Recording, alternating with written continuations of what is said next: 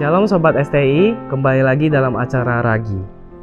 Mari kita membuka Alkitab kita di dalam Yesaya pasalnya yang ke-55, ayatnya yang ke-8 hingga ke-9. Kita akan membacanya bersama-sama. Sebab rancanganku bukanlah rancanganmu, dan jalanmu bukanlah jalanku, demikianlah firman Tuhan. Seperti tingginya langit dari bumi, demikian tingginya jalanku dari jalanmu, dan rancanganku dari rancanganmu. Sobat STI, mari kita berdoa.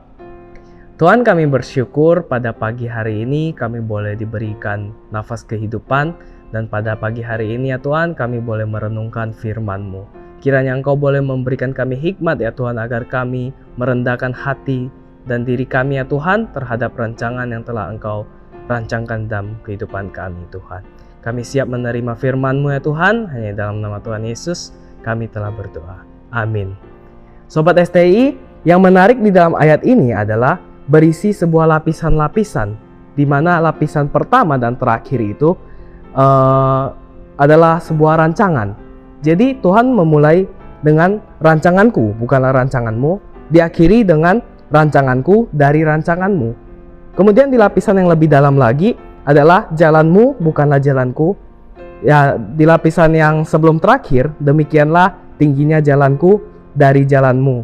Nah, di lapisan tengah ini kita dapati bahwa demikianlah firman Tuhan, seperti tingginya langit dari bumi. Nah, kita mengetahui bahwa dari sini rancangan manusia dibandingkan dengan rancangan Allah itu bagaikan tingginya langit dan bumi. Langit dan bumi itu suatu jarak atau suatu perbedaan yang sangat jauh. Nah, Bapak Ibu sekalian, ada sebuah alat musik yang dibuat dari kuningan, ya, campuran tembaga dan seng yang dimainkan dengan cara ditiup. Alat musik tersebut adalah saksofon. Kita semua kenal dengan alat musik ini, saksofon.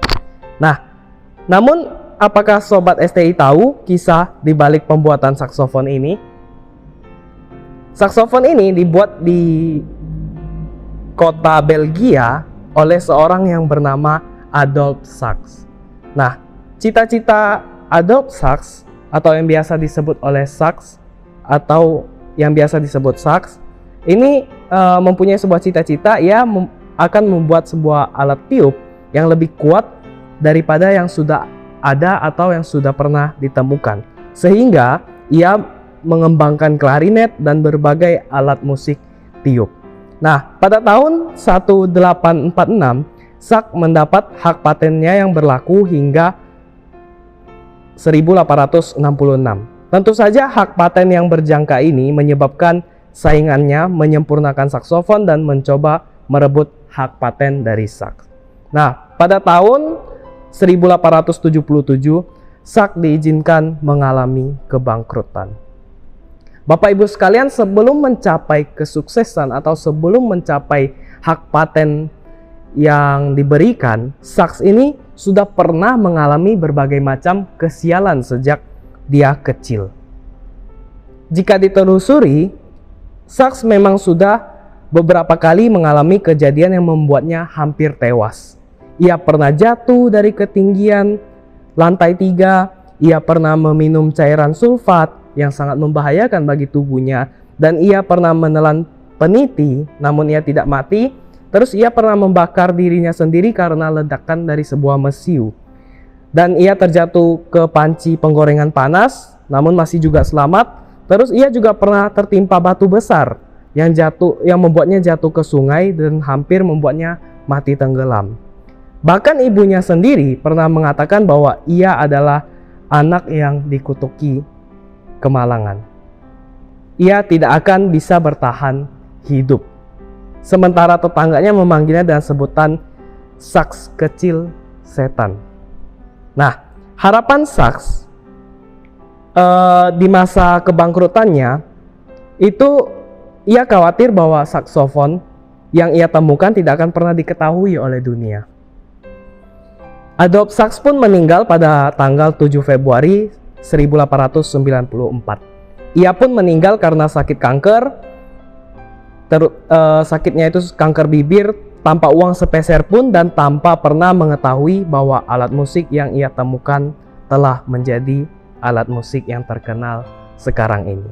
Nah, mungkin dalam kehidupan kita, dalam kehidupan Sobat STI sekalian, banyak merencanakan sesuatu, baik untuk kesenangan diri, kepopuleran kita, hal-hal yang baik bagi diri kita sendiri. Namun di atas segala rancangan, seperti yang sudah kita bacakan, ada rancangan Tuhan yang lebih tinggi dari rancangan manusia. Apapun yang baik bagi kita belum tentu baik bagi Tuhan.